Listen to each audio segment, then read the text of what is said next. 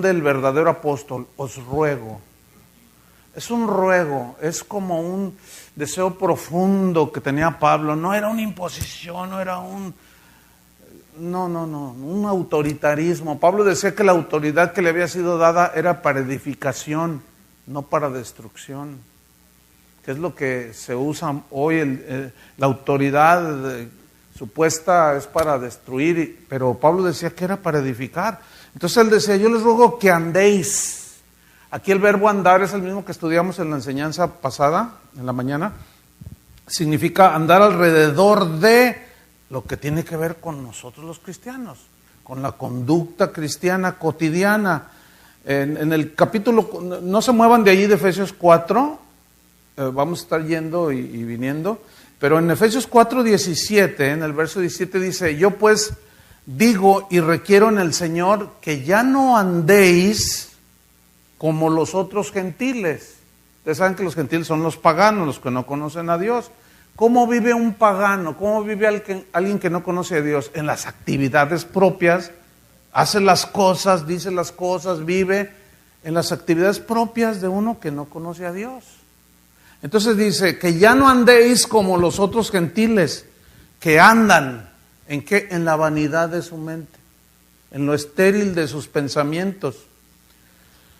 Pablo, como verdadero ministro del Evangelio, él se rehusó a andar como andan los falsos apóstoles.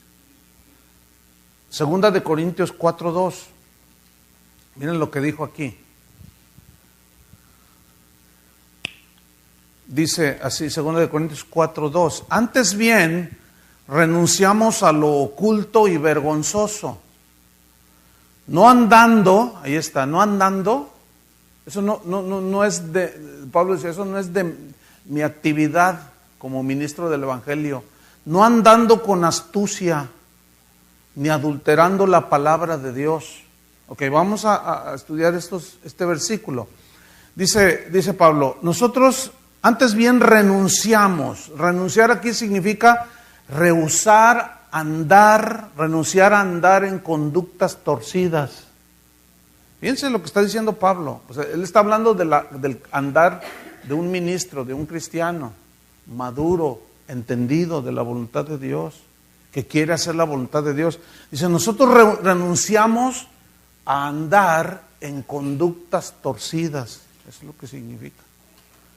Y luego dice, renunciamos a lo oculto. Esta palabra oculto es muy interesante porque viene de una palabra griega kruptos, de donde se deriva la palabra castellana cripta. Ahora, ¿qué hay en una cripta? Un muerto. Y kruptos, que se traduce oculto, significa ocultar algo, esconder algo. ¿Qué está escondido debajo de la tierra y en una cripta? Un cadáver, un muerto, que huele mal, hay putrefacción, hay corrupción. Entonces dice Pablo, nosotros renunciamos a andar en conductas torcidas, ocultando, escondiendo. No tenemos cosas putrefactas, corrompidas. Nosotros no tenemos secretos escondidos. Eso significa también cruptos, oculto. Y habla, en definitiva, de las intenciones malvadas del corazón. Dice Pablo, no, yo no soy de esos. No olvidemos lo que Jesús dijo en el Evangelio de Marcos 4:22, porque no hay nada oculto que no haya de ser manifestado. Oculto es cruptos aquí. No hay nada que, por más escondido que esté y que se disimule, ¿verdad? Una envidia, una amargura, sale a la luz. De lo que está lleno el corazón, ¿qué dijo Jesús? Hablará la boca. Lo que está lleno del corazón nos va a controlar, por lo tanto, mire, es bien fácil detectar un amargado. De verdad, es bien fácil detectar un orgulloso. Es fácil detectar un avaricioso, ávido de dinero, porque lo que hablan los delata. El asunto es que hay que tener ese discernimiento que se va desarrollando con el conocimiento de Dios, la relación con Dios. Entonces Pablo dice, renunciamos a lo oculto, pero también añade otra palabra, y a lo vergonzoso. Sigo allí en Efesios 4:1. Renunciando a lo oculto y a lo vergonzoso. Aquí la palabra vergonzoso también se puede traducir como bajezas. ¿Qué es una bajeza? Por ejemplo, una bajeza como ministro es manipular a las ovejas, manipular sus emociones, como la ancianita que les comentaba ayer, que el pastor les trujaba esa es manipulación de las emociones para hacerlas sentirle bien, pero no le está dando nada del Señor, no le está dando nada de la palabra, del Evangelio, ¿sí? Entonces todo tipo de manipulación es una bajeza. Y luego dice, no andando con astucia. Pablo, otra vez entramos en el contexto, Pablo está hablando acerca del andar de un verdadero ministro, ¿sí? Que camina en la madurez, entendiendo la voluntad de Dios, sabiendo cuál es la voluntad de Dios y haciéndola. Y él está hablando de una conducta recta, prudente, limpia, sincera. Por eso dice, no andando con astucia. La palabra astucia significa, habla de una habilidad para hacer lo malo. Es increíble lo que ha penetrado dentro de la iglesia por ministros falsos. Y algunos que tal vez no son apóstoles falsos o falsos maestros, pero que están engañados. Porque ven que alguno lo hace por allí y piensa que así es, como se deben de hacer las cosas. Y no revisa la Biblia para ver si lo que dice está escrito. Como los de Berea, que Pablo les predicaba, y dice que escudriñaban las escrituras, a ver qué dijo esto, para ver si lo que decía Pablo era cierto. Entonces ustedes tienen el derecho de revisar lo que se escucha, ¿verdad? El problema es que venimos de una cultura pues religiosa, católica, donde lo que decía el padrecito, eso era, no, el padre dijo. Entonces nos acercamos a alguna iglesia cristiana, decimos nos acercamos a Cristo, y el pastor dijo, o sea, lo mismo. Y hacemos, nada más lo trasladamos ahora al cristianismo protestante o evangélico, ¿sí? Oye, pero no, el pastor dijo. Bueno, sí, pero eso que dijo el pastor, ¿está en la Biblia? ¿Tiene fundamento bíblico? Pues Pablo dice, nosotros no andamos así. Nosotros renunciamos a lo oculto y a lo vergonzoso. No usamos de habilidad, de astucia para hacer lo malo. Una vez estaba escuchando en un canal por allí de televisión cristiana, cuestionable, a un predicador allá de México. Entonces estaba diciendo un montón de cosas. ¿Cómo es posible? Entonces yo le mandé un correo, le dije, mire apóstol, porque él dice que es apóstol. Entonces yo le dije, mire, con todo respeto apóstol, lo que usted está diciendo o dijo en esta enseñanza, lo torció para sacarle dinero a la gente. Entonces me dice, no, yo sé cuál es el significado. Dice, no, yo sé cuál es el significado. Lo que tú me dices es verdad, yo lo sé. Entonces yo le conté, entonces ¿por qué lo haces? Dice, porque a mí me funciona. Y luego dice, ¿qué no sabes que la naturaleza de las ovejas es dar lana? Usted entiende ese doble, ¿no? Porque hay algunos de salvadoreños, guatemaltecos, en México decimos lana, dinero. Entonces dice, la naturaleza de las ovejas es dar lana, entonces a las ovejas hay que trasquilarlas. Increíble, increíble. Entonces dice, renunciamos a lo oculto, a lo vergonzoso, no andando con astucia, ni adulterando la palabra de Dios. Adulterar significa corromper. Significa manejar engañosamente, o sea, de manera engañosa para sacarle a la gente el provecho, ¿sí? Por ejemplo, los que predican acerca de los que son los predicadores de la prosperidad, ellos hacen parecen cirqueros. hacen cada malabar con la palabra de Dios, la tuercen de tal manera. Seguramente habrán oído de la túnica de Jesús como argumento para decir que él era rico, que la túnica de Jesús era de una sola pieza, síntoma de que era calidad Hugo Boss, que era carísima. Lo que estos no explican es que a Jesús lo desnudaron y lo azotaron y le pusieron una túnica a los soldados. Por eso tiraron un volado, porque sí era de costosa, pero esa se la pusieron estos otros. Y tuercen todo, con una habilidad impresionante, y la gente en la ignorancia dice, amén, amén, sí, gloria a Dios, es verdad. Y por otro lado el Señor dice, llega uno y le dice, Señor, te seguirá donde quiera que vayas. Dice, mira, las aves tienen nidos, las zorras tienen sus cuevas, el Hijo del Hombre no tiene ni dónde recostar la cabeza.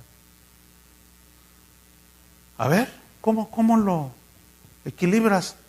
¿Será pobre? Es que ese no es el mensaje del Evangelio, hermanos. La necesidad fundamental de un ser humano es la salvación. No tener la mejor casa, el mejor coche. La necesidad fundamental del ser humano es la salvación. Y una vez obtenida la salvación por gracia, viene el discipulado para formarlos a la imagen de Jesús. Eso es el cristianismo. Entonces Pablo dice, ni adulterando la palabra de Dios, sino por la manifestación de la verdad. Entonces Pablo está hablando de un andar propio de un ministro del Evangelio. Pero también como cristianos tenemos que tener ese andar digno.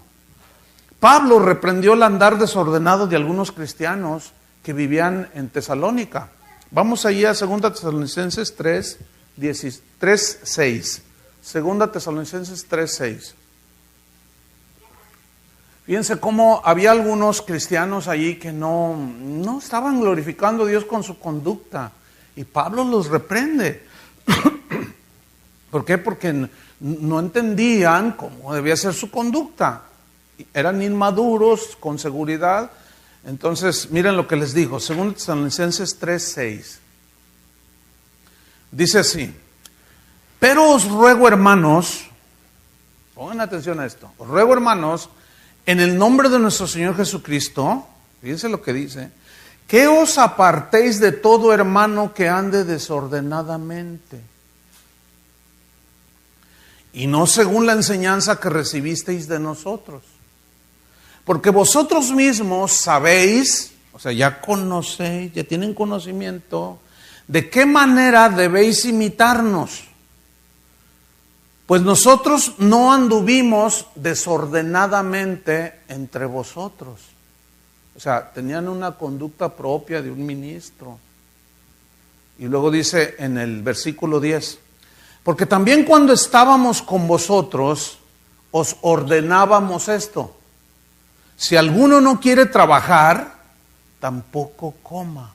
¿Por qué dijo esto? Porque algunos cristianos en Tesalónica decían, no, pues los cristianos, los hermanos son bien buenos. Y no faltó el flojo, no faltó el que abusaba de la generosidad de los creyentes. Y esto se sigue dando, hermanos. Hay gente que llega a las iglesias, oiga pastor, ayúdenme, no, necesito $10,000 y pues ustedes son cristianos, ayúdenme. Oye, no, pero pues a ver, somos cristianos, pero no somos beneficencia pública.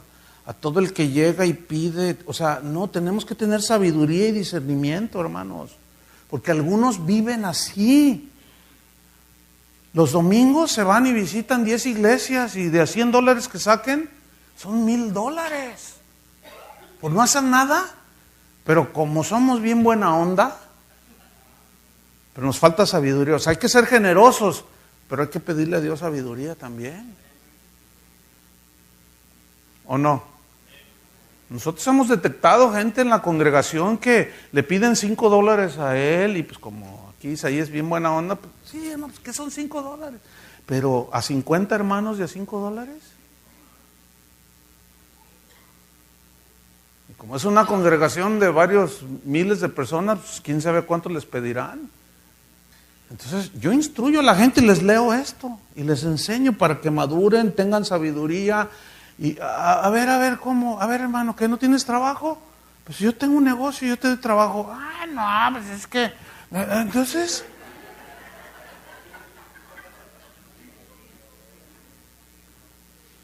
Tengo hambre, ¿tienes hambre? Ok, mira, vamos aquí, hay un restaurancito ahí cerca. Ya tenemos trato allí con el dueño. Le mandamos gente a veces que sí tiene hambre genuina, pero otros nomás andan viviendo a expensas de otros. Cómete todo lo que quieras, hasta donde revientes. No, mejor deme el dinero. No, espérame. Una vez uno dijo, tengo que llegar a Monterrey, ¿cuánto vale el pasaje? No, pues tanto. Le dije, mira, aquí a súbete, vente, vamos. ¿A dónde me lleva? No, vente, vamos. Entonces, por allí pasan, es la salida de los autobuses hacia Monterrey. Entonces paré uno y nos subimos. Y le dije al chofer, no le cierre, nada más él se va a ir. ¿Cuánto vale el pasaje a Monterrey? Tanto. Y se lo pagué ahí. Le dije, toma para que comas algo en el camino. Y me bajé. Entonces yo fui siguiendo el autobús. A las 4 cuadras se bajó. Y lo alcancé. Le dije, ¿qué pasó? Bueno, es que quién sabe qué. No. Hermanos, tenemos que ser sabios.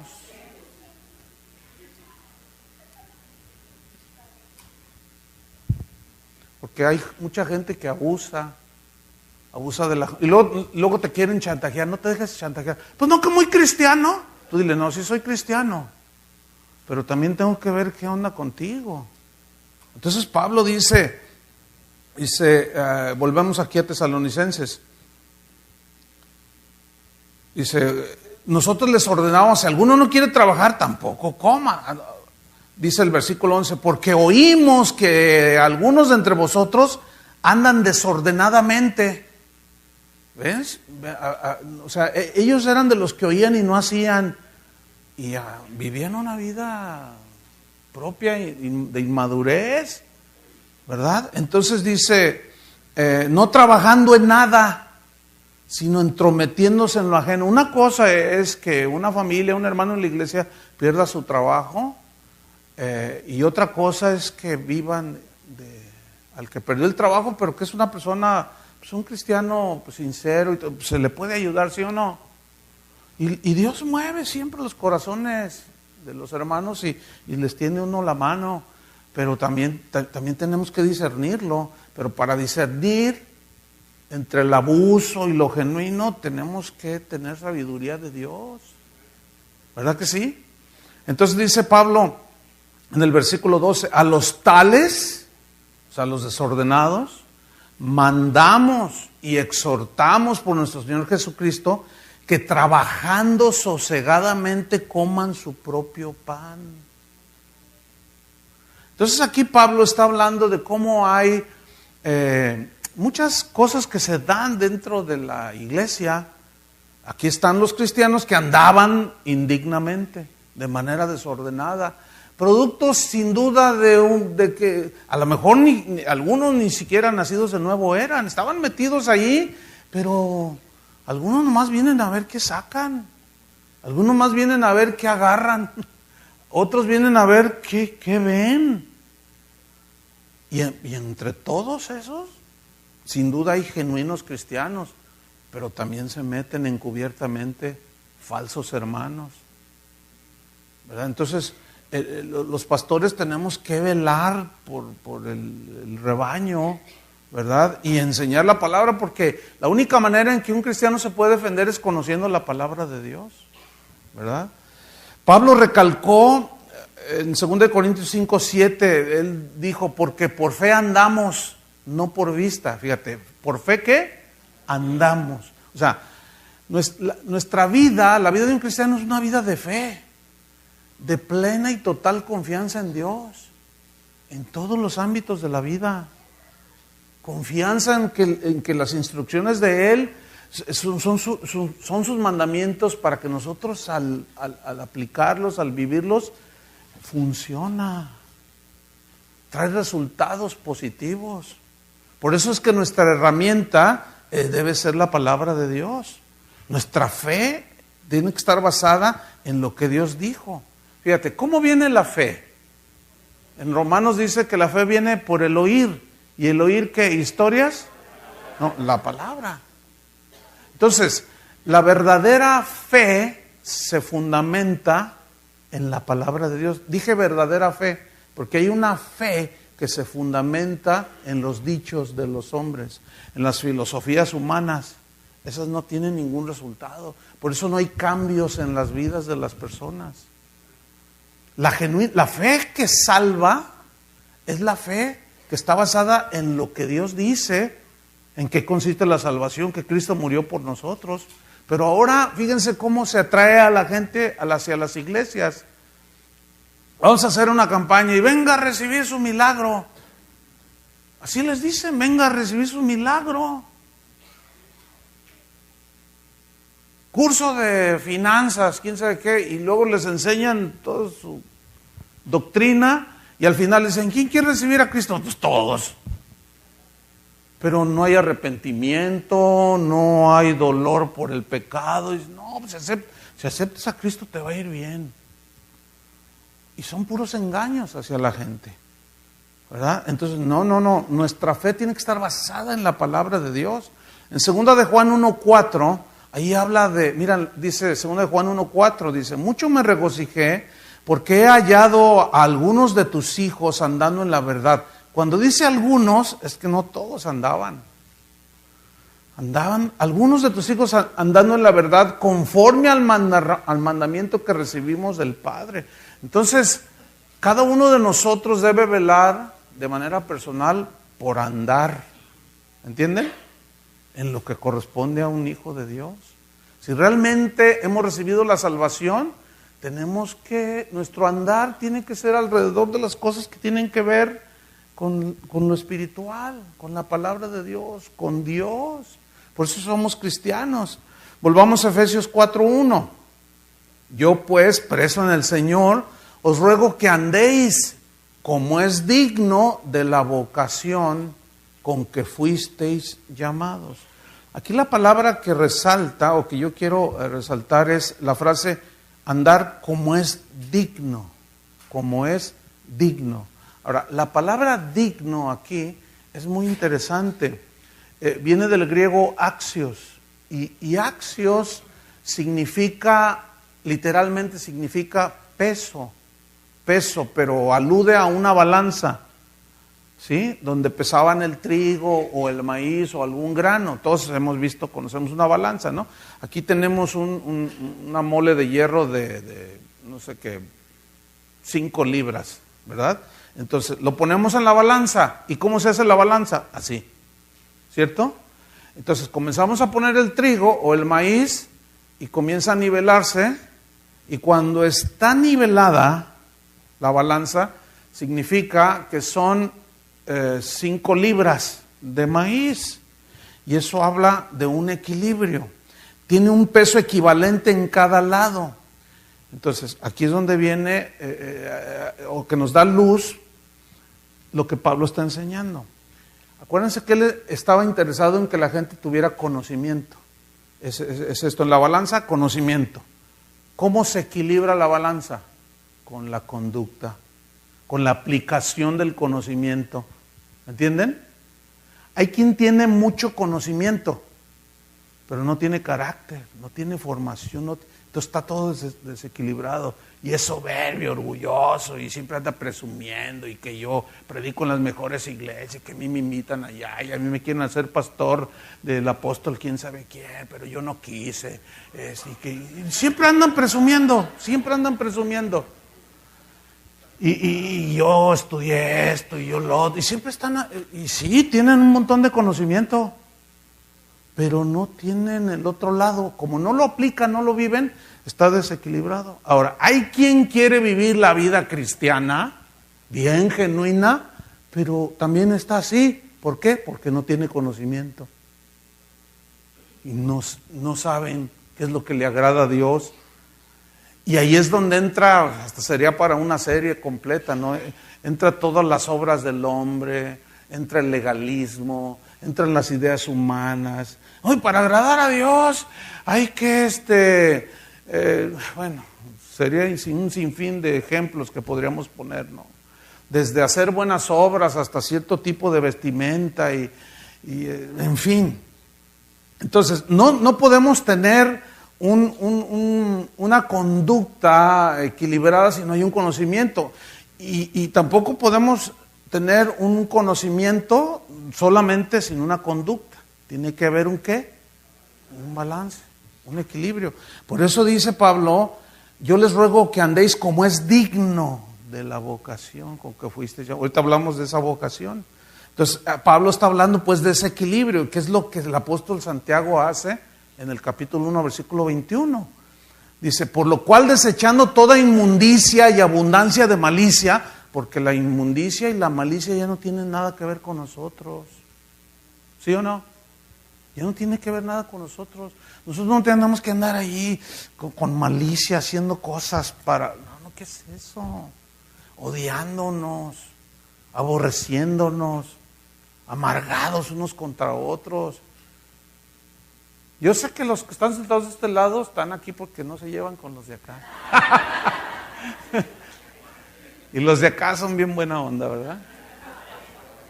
Sí. Fíjate, entonces dice, desechando toda inmundicia y abundancia de malicia, estoy en Santiago 1:22. Recibid con mansedumbre la palabra implantada, la cual puede salvar vuestras almas. Y lo dice en el 22, pero sed hacedores de la palabra. Ahí está el mismo principio. O sea, escuchen conocimiento, pero luego háganlo. ¿Ven? Ese es el gran problema que, bueno, se detecta desde los primeros cristianos. Por eso Pablo tenía un énfasis en que hubiera ese equilibrio. Jesús lo enseñó igual. Los textos de Mateo 7 que cité en la enseñanza pasada. Todo aquel que oye la palabra y la hace, ¿ven? Es el mismo principio. Y el que oye y no hace, y allí está de nuevo. Entonces Pablo dice, yo pues preso en el Señor os ruego que andéis como es digno de la vocación con que fuisteis llamado, y lo dice en la frase, como es digno de la vocación, significa llamamiento, eso significa vocación, el llamamiento de Dios. Ahora, ¿cuál es el llamamiento que Dios nos hace ahora acerca de la conducta y de la vida cristiana? Y nos da aquí algunos ejemplos. Dice el versículo 2, como es digno de la vocación, y luego dice, con toda, ¿qué? Humildad. Toda, significa en todos los aspectos de la vida. Ahora, ¿qué es la humildad aquí? La humildad, aquí la palabra humildad, viene de una palabra griega que significa literalmente pensar con docilidad, o sea, ser dócil, pero el término habla de un sentimiento que tiene el cristiano, un sentir, un concepto, un entendimiento de pequeñez delante de Dios y ante su palabra. A ver si me explico. Está Dios ahí y nuestra actitud no es soberbia ante Él. Es una actitud no como la del fariseo de Lucas 18, ¿se acuerdan? Gracias te doy, Señor, porque no soy como los demás. Yo diezmo, yo hago oro, ayuno, y todo. Yo no soy como este. ¿Se acuerdan de esa parábola? Y si llegó otro y ni levantaba el rostro y se golpeaba. Señor, no soy Dios, Señor, soy pecador, ten misericordia. ¿Cuál de los dos salió justificado? Todos los pastores quisieran a alguien que ayunara, orara y diezmara. Pero nadie quiere arrepentidos. Pero el Señor sí. Fíjate, el Señor pone todo en su balance. Dice, no, para mí lo que interesa es que tu corazón arrepentido. A mí no me interesa tu dinero, dice el Señor, ¿verdad? Aunque a algunos sí les interesa el dinero de ustedes. Entonces dice, con toda humildad. Fíjate que los romanos y los griegos en su vocabulario de ese tiempo no tenían vocabulario para exaltar la humildad. Qué interesante, ¿no? Al contrario, ellos siempre usaban términos que hablaban y exaltaban el orgullo. Uy, ser griego, pues era... Ser romano, no, pues eran los romanos, eran los griegos. Y su vocabulario era todo exaltar el ego, el ego, el ego, el ego, el ego, el ego. ¿Sí? Pero el día de hoy, en la iglesia se ha metido esa actitud de exaltar el ego. Hoy te hablan de ser un triunfador, un ganador. Bueno, ustedes viven en la tierra del campeón. No te conformes con lo que eres, no te conformes con lo que tienes, tú puedes. Y entonces tú oyes todo eso, yo puedo, demuéstrales, yo les demostraré. No, vive próspero, triunfador, y ahí están todos. Se la creen. Y luego se paran delante de Dios, no con actitud humilde ni sumisa ante Él ni ante su palabra.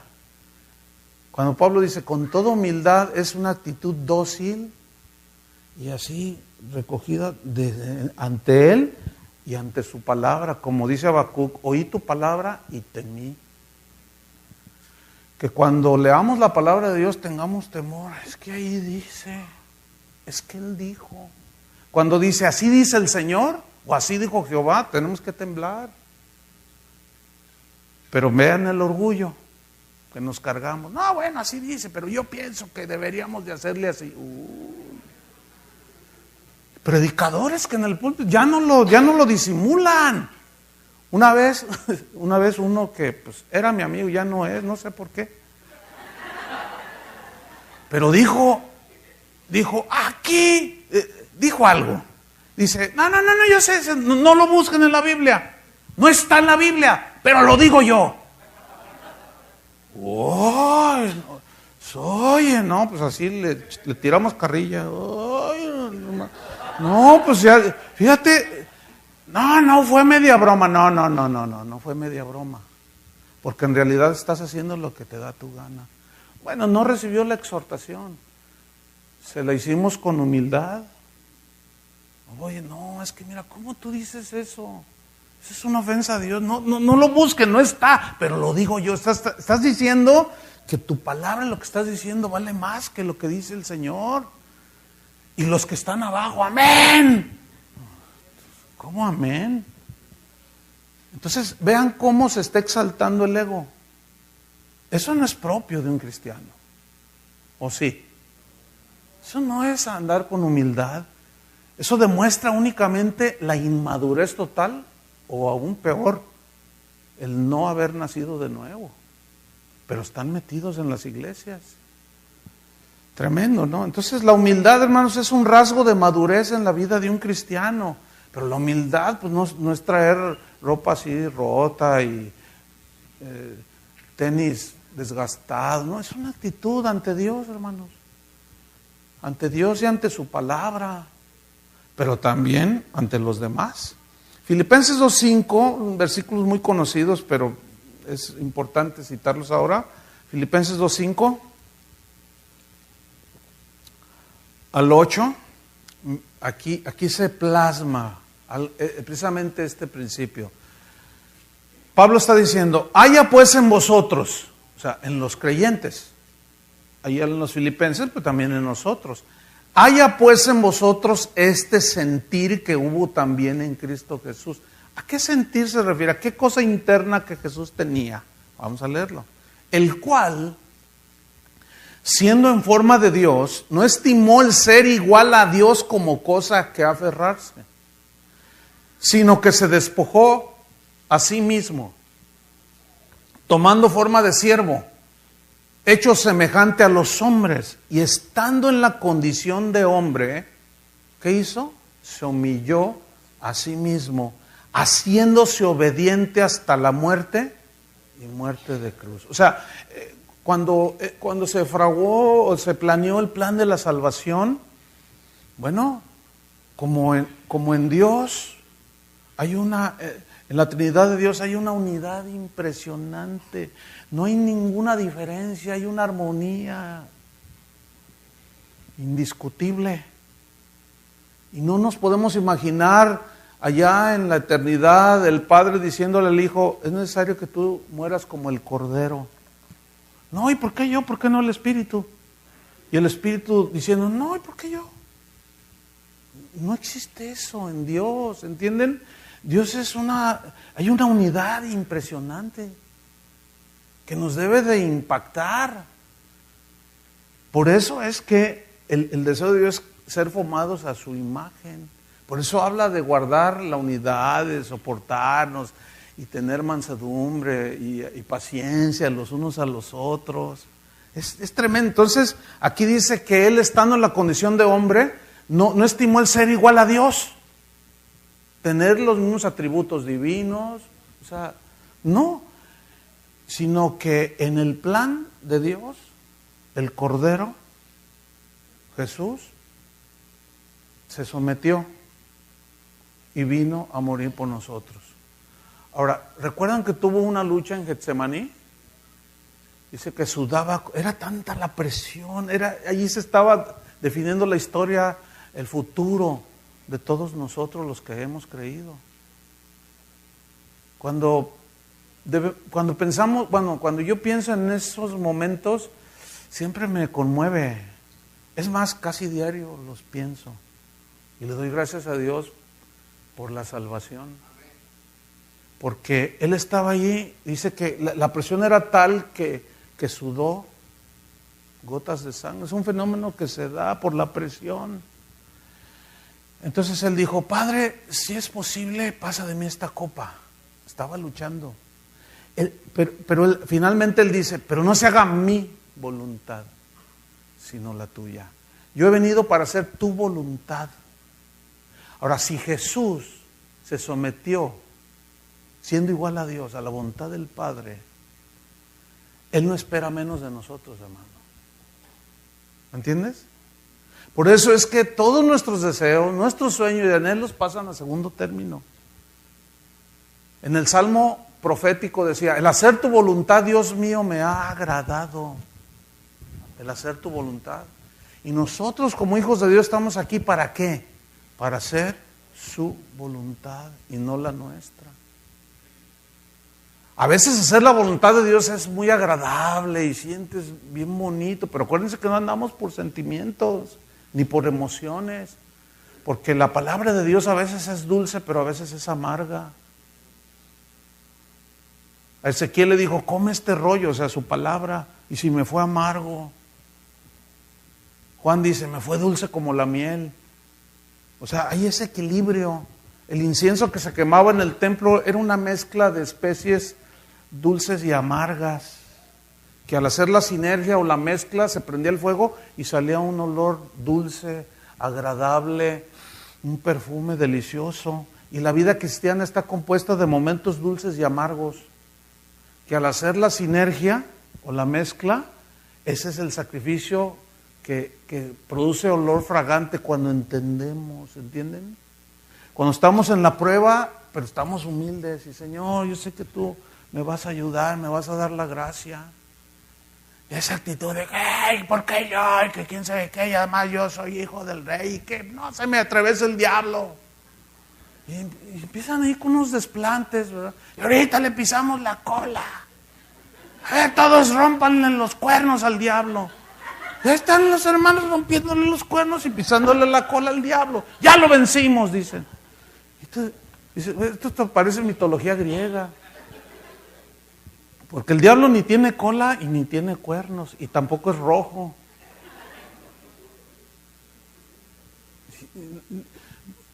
A Pablo le decía a Timoteo, olvídate de eso, aléjate de las fábulas y de los mitos. No, la iglesia está llena de fábulas y de mitos que... Entonces Jesús tenía esa actitud y dice Pablo, haya en vosotros el mismo sentir. O sea, sometimiento a Dios.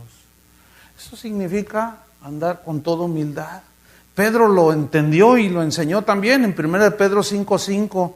Él está instruyendo, fíjate, y dice, igualmente jóvenes, 1 Pedro 5:5, igualmente jóvenes, estad sujetos a los ancianos y todos sumisos unos a otros. Ese sería un tema a tratar con más amplitud, pero tenemos que avanzar. Luego dice, revestíos de humildad. Para recibir la exhortación de alguien, tenemos que tener una actitud humilde, ¿no? Para aceptar nuestros errores, tenemos que tener una actitud humilde, ¿sí o no? Para recibir una enseñanza de alguien, tenemos que tener una actitud humilde. Entonces dice, revestidos de humildad, porque Dios resiste a los soberbios y le da gracia a los humildes. Gracia es el favor, es la capacidad para enfrentar las pruebas de la vida. Es como cuando le dijo a Pablo, bástate mi gracia. O sea, mi gracia te va a ayudar a aguantar la prueba. Pero él tenía un espíritu humilde. He rogado 3 veces que lo quite de mí, pero me dijo, bástate mi gracia. Pues me basta su gracia. Ya entendí que cuando soy débil y no confío en mí, entonces soy fuerte. Pues aquí está el aguijón. A los Gálatas dice, a pesar de yo tuve una enfermedad en mis ojos y a pesar de esa enfermedad les prediqué el evangelio. O sea, nada lo detuvo porque él sabía que su vida estaba en sus manos, en las manos de Dios. Y lo dice el versículo 6, 1 Pedro 5, 6, humillaos pues bajo la poderosa mano de Dios para que Él los exalte cuando fuere tiempo. Humíllense delante de la presencia del Señor. Jesús lo dijo de esta manera, de todos conocido, Mateo 11, 29, llevad mi yugo sobre vosotros. ¿Qué es un yugo? Es lo que llevaban los animales de las yuntas aquí. Llevad mi yugo sobre vosotros y aprended de mí. Él es el máximo ejemplo. Aprended de mí que soy manso y humilde de corazón. Mira esto, aprendan de mí que soy manso. ¿Manso cómo? O sea, ¿en relación con qué? Con la voluntad de Dios. Y humilde de corazón. ¿En relación con qué? Con lo que el Padre le había dicho que hiciera por nosotros. Aprendan de mí que soy manso y humilde y hallaréis descanso para vuestras almas. Si algo busca la gente en este mundo es paz y descanso. Pues así lo encontramos. Mira, crezcamos en el Señor. ¿Sí? Cuando nosotros crecemos en mansedumbre y en humildad, hay paz en el corazón, porque sabes que estás haciendo la voluntad de Dios. Y tenemos descanso. Y aunque venga un terremoto y las montañas ya no estén, el salmista decía, tú puedes conciliar mis sueños, Señor. ¿No es cierto? Él es nuestro descanso. Entonces Cristo fue humilde y obediente a la voluntad del Padre, al plan de la salvación, se sometió. Entonces la humildad no tiene nada que ver con la pobreza material, sino con la condición interna del corazón. ¿Cómo le hacen los jugadores cuando meten un gol? Así el corazón, háganle todo eso. ¿Cómo le hacen? No, yo no puedo. ¿No han visto? Así como que le dicen a su esposa, ahora te dedico el gol, y le hacen el corazón. ¿Quién sabe cómo le dicen? No puedo. ¿Será porque no meto goles? Entonces, obviamente, lo contrario de la humildad, pues es el orgullo, ¿cierto? ¿Se acuerdan de Isaías 14, 12? ¿Cómo caíste del cielo, oh lucero, hijo de la mañana? Dice, cortado fuiste por tierra tú que debilitabas a las naciones, tú que deseas en tu corazón. Se hace una alusión al ángel Luzbel, ¿verdad? Tú que deseas en tu corazón, noten esto, tú que deseas que a ti mismo, en tu corazón. ¿Qué decía el fariseo? Dice, oraba consigo mismo. O sea, a ti mismo. Cuando tú, fíjate, a veces está ese asunto. Ah, mira, Dios me está usando porque pues yo no fui tan malo, que párale ahí. No, Dios me está usando porque yo oro más que aquel. Cálmate, fariseo. Dios me usa con mucha unción y poder porque yo ayuno. Dios me bendijo y me dio esta casa porque yo sí di. No, porque entonces ya nos estamos jactando de lo que hacemos. Y todo es por gracia. Pablo decía, yo soy lo que soy. Yo he trabajado más que todos vosotros, pero no yo, sino la gracia de Dios conmigo. Todo lo recibimos por gracia. ¿Qué decía el grande mandamiento? ¿Amarás al Señor tu Dios? Porque luego decimos, no, es que yo soy bien inteligente, es que yo estudié en Harvard, es que yo soy bien, no, soy bien picudo, no, yo soy bien inteligente, no, yo me las gasto bien, es que yo estudié acá, leí allá. Y empezamos a decir que nosotros, bueno, pero si analizamos y ponemos el equilibrio, ¿qué dice el grande mandamiento? ¿Amarás al Señor tu Dios con qué? ¿Con toda tu mente? Ahí están tus pensamientos. ¿Quién te dio la mente y la capacidad de pensar? Dios. ¿Con todas tus fuerzas? ¿Quién te dio las fuerzas? ¿Con todo tu ser? ¿Quién te dio? Dios. Entonces todo es de Dios. Y las gracias sean dadas a Dios. Y el reconocimiento y la gloria es ¿para quién? Para Dios. Como un pastor hace no mucho allá en México dijo, estaba regañando a su gente allí porque no daban. Dice, no, ya me voy porque ustedes son mezquinos, dice, y si me voy Dios se va conmigo. Y yo les dije, ay, sí, y todos se pusieron, ay, no se vaya, váyase, porque usted no tiene a Dios. Y deje que venga uno que tenga a Dios y pastorear las ovejas de Dios.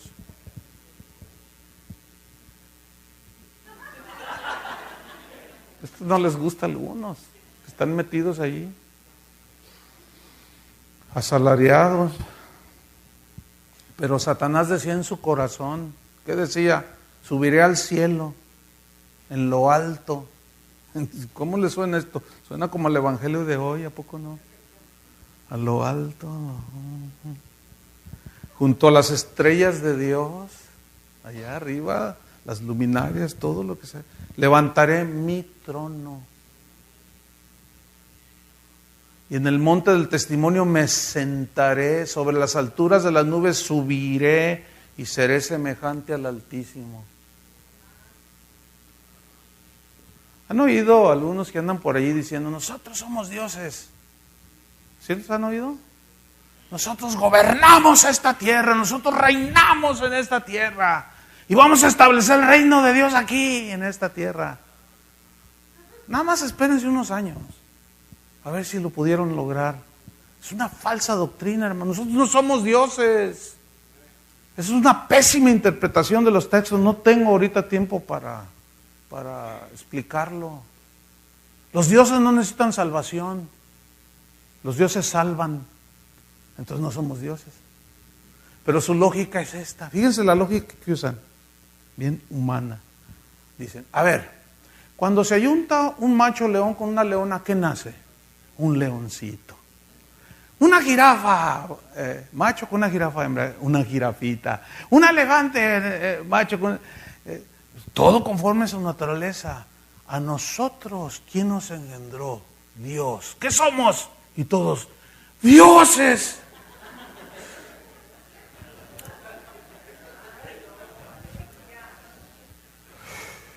Increíble, increíble. Increíble.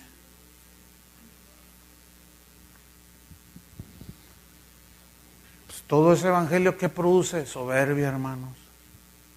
Autosuficiencia. Yo declaro, yo decreto. A ver, espérame. Y Dios, no, yo declaro porque yo tengo la autoridad. Y yo establezco. Y yo declaro, y yo ordeno. ¿Y dónde está Dios ahí? Es que Dios me dio la autoridad. O sea, en otras palabras, yo estoy ahora en lugar de Dios. Lo que yo digo se hace. Fíjate nomás. Y todo es producto de esa doctrina. Pero se palpa inmediatamente la soberbia y el orgullo. ¿Sí o no? Y luego los ignorantes hermanos que están ahí sentados creen que así es. Y quieren ser ministros y los reproducen. Y los hacen 2 veces más hijos del infierno que esos. No, el asunto es complicado, hermanos. ¿Por qué? Porque nos alejamos de la palabra de Dios. Y nos vamos por otras cosas. Por eso Jesús les dijo a sus discípulos: bienaventurados los pobres en espíritu, porque de ellos es el reino de los cielos. ¿Qué son los pobres en el espíritu? Los que reconocen su necesidad de Dios, su insuficiencia. Oye, Chuy, ¿tú te pones nervioso cuando predicas? Me pongo nervioso. El día que confíe en lo que yo sé o estudies, hasta allí llegué.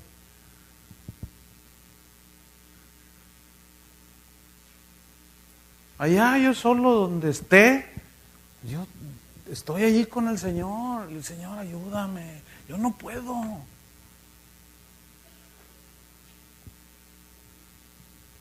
Pero ¿qué es lo que nos lleva a ese punto? Pues el reconocerlo a Él y la palabra. ¿Entienden? Y cuando el Señor dice ve, pues ve. Cuando el Señor te dice cállate, cállate.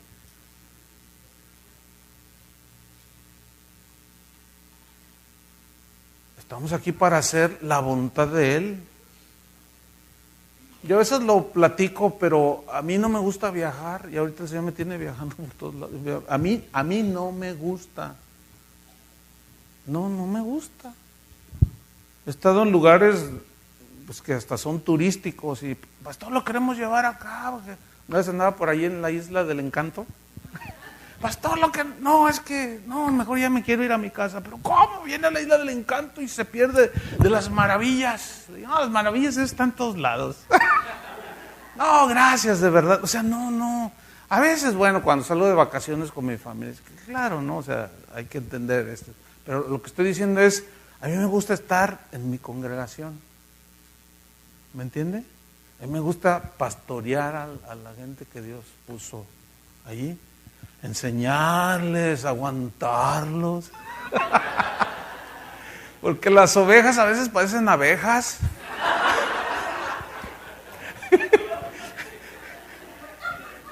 Que es donde entran muchas cosas que tienen que ver con el ministerio, ¿no? No, de veras, como aquel hombre que iba en el campo y pues miraba así la naturaleza muy bonita y pues las abejitas producen miel, ¿no es cierto? Son pues insectos benéficos. ¿A quién no le gusta la miel? Entonces, bueno, el hombre gustoso de la miel, como cualquiera, iba caminando en el campo y vio una abejita que iba volando y se paró así como en un charquito de agua, pero algo pasó y se empezó a ahogar. Entonces, pues la miró y dijo, no, pues voy a ayudarla de una manera natural. Entonces, metió la mano así en el charquito para sacarla y le picó. O sea, la abeja no entendía que el hombre la quería ayudar. Y a veces así son ustedes.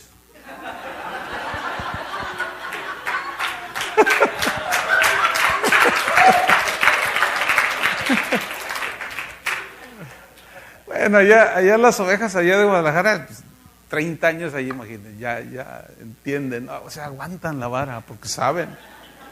Pero muchos no, aún así, hay algunos que no. Uno los quiere ayudar y te pican. Entonces uno tiene que aguantar el...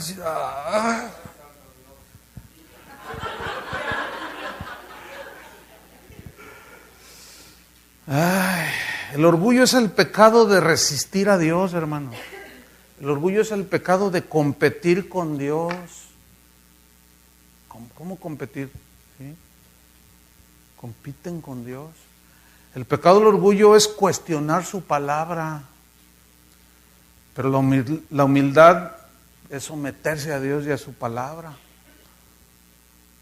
El orgullo, pues, es la raíz de todo pecado. Por eso es que nada tiene que ver con el cristiano, porque el orgullo no tiene nada que ver con Dios. Jesús es humilde. ¿Entienden? ¿Se acuerdan a Satanás sembrando allá en el huerto del Edén el orgullo? No, lo que pasa es que sabe Dios que si tú comes seréis igual a Dios. Fíjate, y le tocó eso. Fíjate, en el mundo como es, siempre apelan al orgullo, siempre. Compra este auto para que te sientas realizado. Usa esta ropa para que te sientas segura. Entonces ahí va toda la gente Toda esa exaltación al ego, todo, nada que ver. Entonces el orgullo no reconoce ni acepta el pecado. Y cuando un cristiano se enorgullece y no acepta, se queda estancado y no crece, ni madura. Cuando nos rebelamos a la voluntad de Dios, nos estancamos. ¿Se acuerdan de Jonás? Él había aceptado el llamado de Dios para ser profeta. Levántate, Jonás, heme aquí, Señor. Levántate y ve a Nínive. ¿Y qué voy a hacer? Predícales. No, ¿cómo esos? No, yo no voy. Ve y predícales. Dice que quiso huir de la presencia de Dios. Fíjate nada más. Y se subió a una barca queriendo huir de la presencia del Señor. El salmista, cuando estaba así bien en el Señor, David dijo: ¿a dónde huiré de tu presencia? Si me fuere al extremo allá, a lo profundo del mar, al fondo del universo, ahí estás tú. No nos podemos esconder de Dios. Pero él se engañó a sí mismo. ¿Por qué? Pues tenía sus rollos acá adentro. Y se metió en una barca y se fue. Dice que se metió allá a la barca y el diablo lo sacudió, así dice, ¿verdad? Así dice que el diablo. ¿Quién preparó la tempestad? Dios. Y él sabía, porque les dijo: tírenme al mar, porque yo sé que por mí es el asunto. Pero no se doblaba ante Dios. Y muchos cristianos, yo los oigo, yo sé que estoy mal, pero pues en su tiempo, no sé qué, que yo, que... Jonás.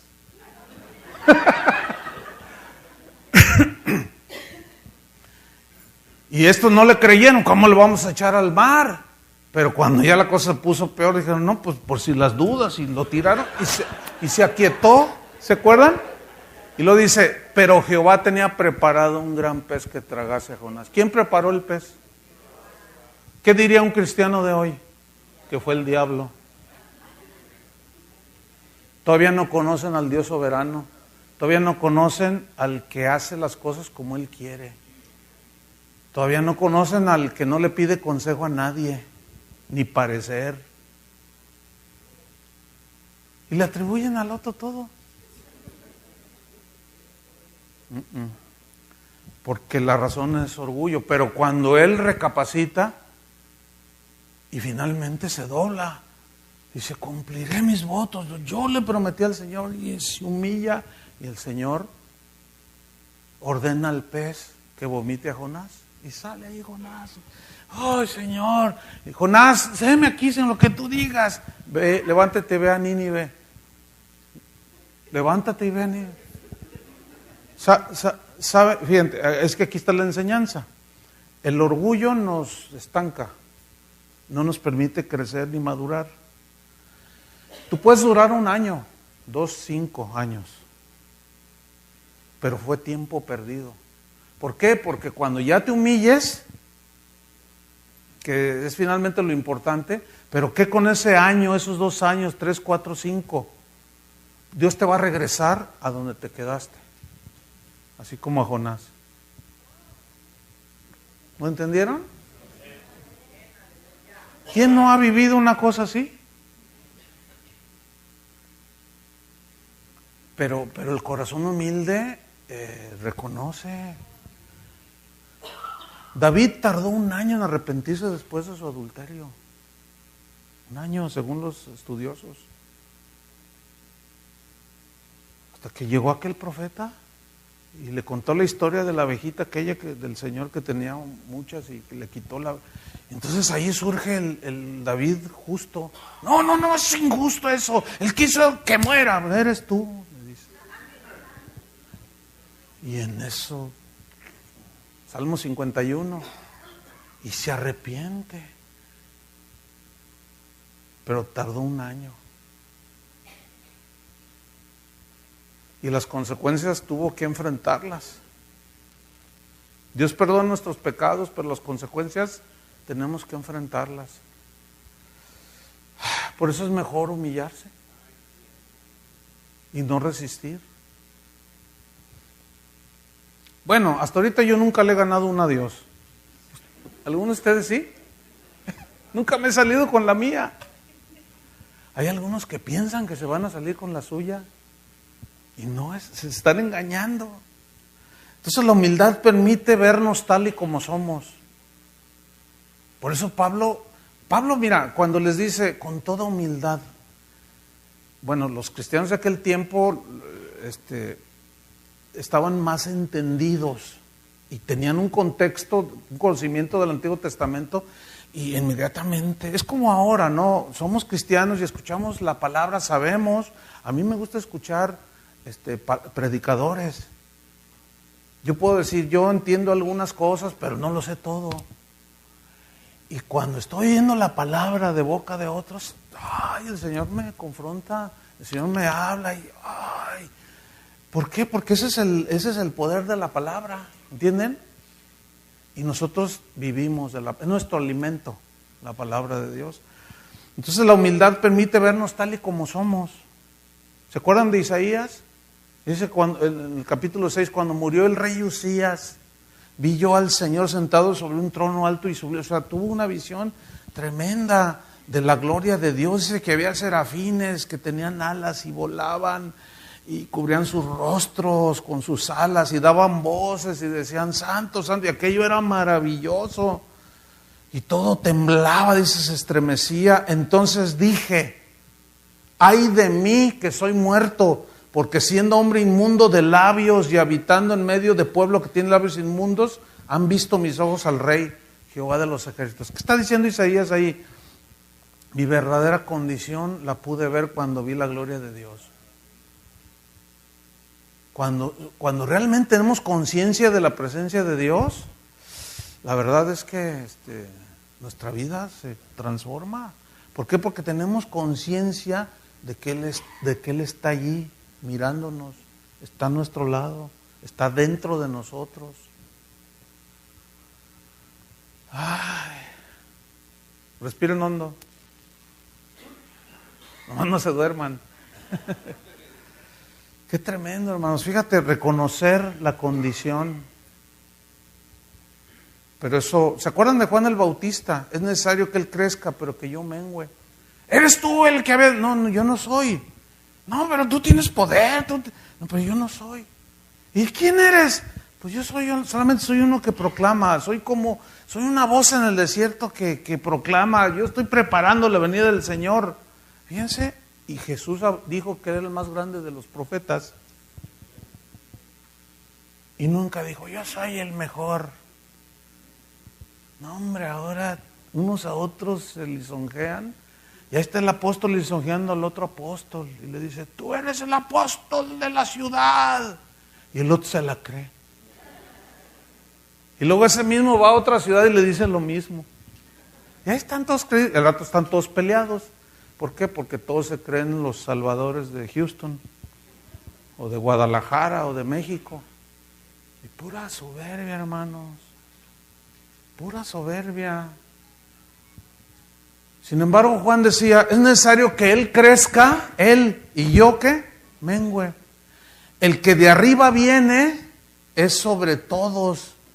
El que es de la tierra es terrenal, o sea, yo soy terrenal. Y cosas terrenales habla, el que viene del cielo, o sea, refiriéndose a Jesús, es sobre todos. Pues allí se ve en realidad la grandeza en la humildad de un verdadero ministro de Dios, Juan el Bautista.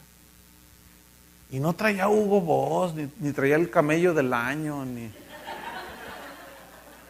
comía chapulines. Bueno, vámonos sobre el final. Volvamos a Efesios, con toda humildad y, ¿qué dice? Mansedumbre, digan todos mansedumbre.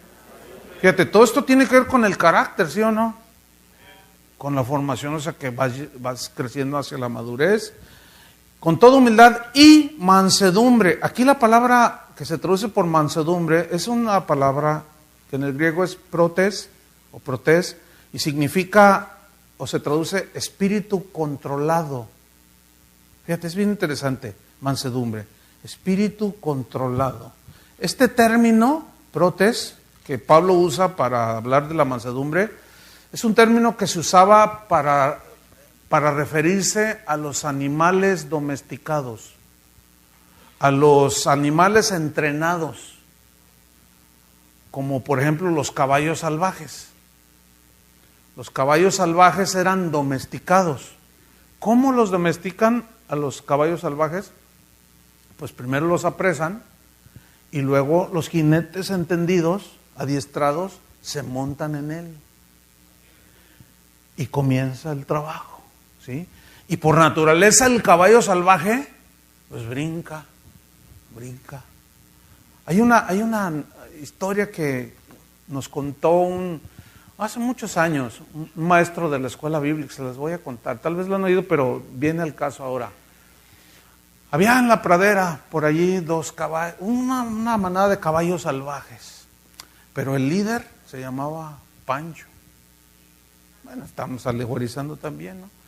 Y había otro ahí que los secundaba y los seguía, y se llamaba Pepe. Espero no haya ningún Pepe aquí. O algún Pancho, bueno, está bien.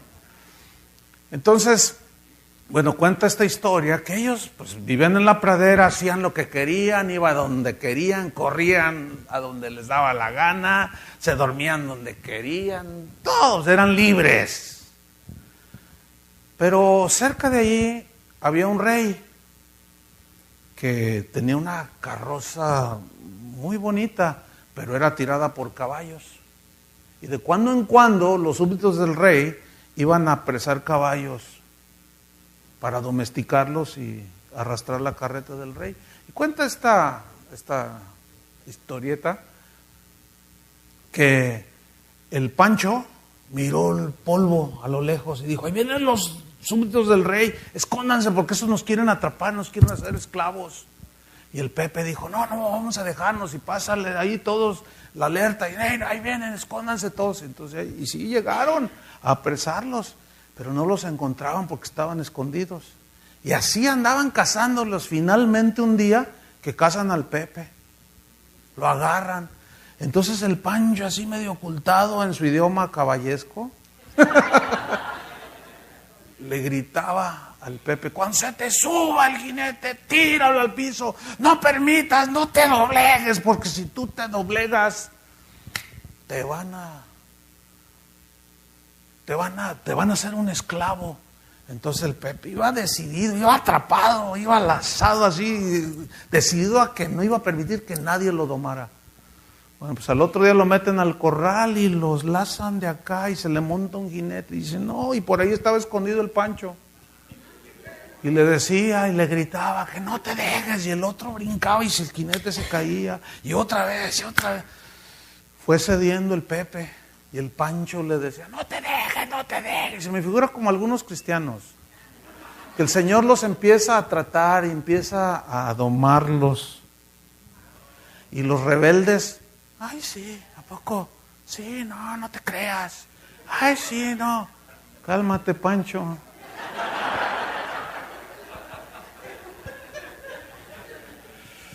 Porque miren el final de la historia, ¿eh? Finalmente, al paso de los días, fue cediendo el Pepe. Llegó el momento en que dejó de resistir y el jinete le puso un freno aquí y lo empezó a entrenar. Y le empezó a dar todas las direcciones y todo el freno a la derecha, izquierda, adelante. Y el Pepe dejó de resistir y se abandonó a la voluntad del jinete. Y el Pancho le decía: eres un cobarde, le decía de todo, pero el Pepe ya no decía nada. Y pasó el tiempo y llegó una sequía en esa región. Se puso feo. Y ahí andaban los caballos salvajes, los que hacen lo que les da la gana en las iglesias.